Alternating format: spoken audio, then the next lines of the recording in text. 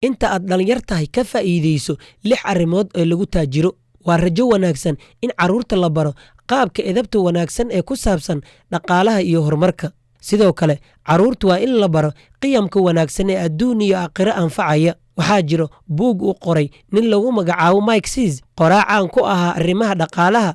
wuxuu ugu magac daray dhalinyarada waxay noqon doonaan taajiriin. haddaba akhriso 6dan arrimood ee uu diiradda saaray. 1. kaydinta lacagta la mid ma ahan isticmaalkeeda. lacagta in la kaydsado waa sida in aad bangi ku shubto ama qasnad aad ku xirto. waxay sidoo kale noqon kartaa in aad maalgashi geliso oo faa'iido ay kaaga soo xarooto kadibna meel aad dhigato. maalgashigu waa sida adigoo lacag ku kaydsanaya meel haddana ay kuu sii shaqaynayso.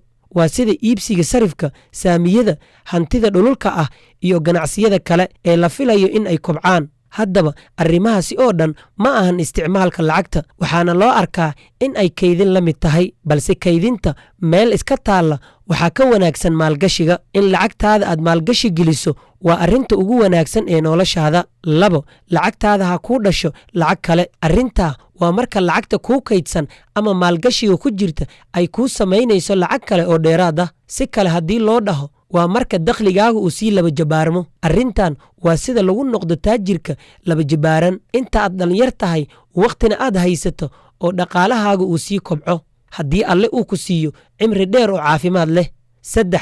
inta aad dhalinyar tahay bilow maalgashi. haddii xilliga hore oo degdeg ah aad lacagtaada geliso maalgashi waxay kuu fududaynaysaa in aad hesho dakhli joogto ah oo aad ku tashato muddo dheer. tusaale, haddii sanadkan aad maalgashi ku bixiso $3,000 faa'iidada aad ka helaysana ay tahay 6%, arrintan aad bilowdo marka aad 25 sano jir tahay. marka aad gaarto 65 sano jir waxaad haysanaysaa $680,000. haddii aad 35 sano jir tahay hadda, marka aad 65 sano jir gaarta lacagtaada waxay noqonaysaa $260,000. haddaba wakhtiga waa muhiim in aad ka faa'iidaysato, waana in aad hadda bilowdo maalgashi. 4. ha iibsanin alaab aadan qiimaheeda awoodin. waxaan ku noolnahay duni wada alaab ah, dadkana u wada baahan yihiin. lacagtaadana ha ku ciyaarin haddaba. sidoo kale waa khalad in aadan shilin isticmaalin oo aad naftaada ka baqaysho. lacagta kaa baxda waxba kuuma soo kordhin doonto baahida aad hadda qabto iyo midda ku qaban doonto. haddaba lacagta qayb ka isticmaal.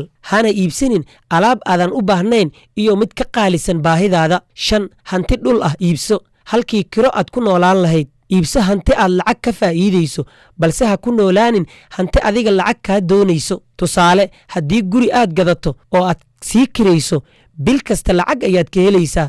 adigana waxaad degi kartaa mid raqiis ah. ama guri haddii aad iibsato waxaa kuu kaydsanaanaysa lacagtii kirada. haddaba muhiimaddu waa in aad ku dadaashaa sidii aad u yareyn lahayd qarashka kaa baxaya iyo in aad sare u qaaddo dakhliga ku soo gelayo. 6. miisaaniyad yeelo. in la sameeyo miisaaniyad waxay muhiim u tahay shaqo iyo mashruuc kasta, waana xakamaynta isticmaalka iyo la socoshada waxa kaa baxaya, waana dhismaha mustaqbal wanaagsan. waxaa sidoo kale la socon kartaa sida lacagaha qaar ay kaaga baxeen iyo wixii aad ku iibsatay, taas oo kaa caawinaysa in aad ka feejignaato waxa aan waxba kuu soo kordhinaynin ama aadan u baahnayn inaad iibsato. sidoo kale waa in aad samaysaa miisaaniyad gaar ah oo aad u adeegsataa xaaladaha degdega ah.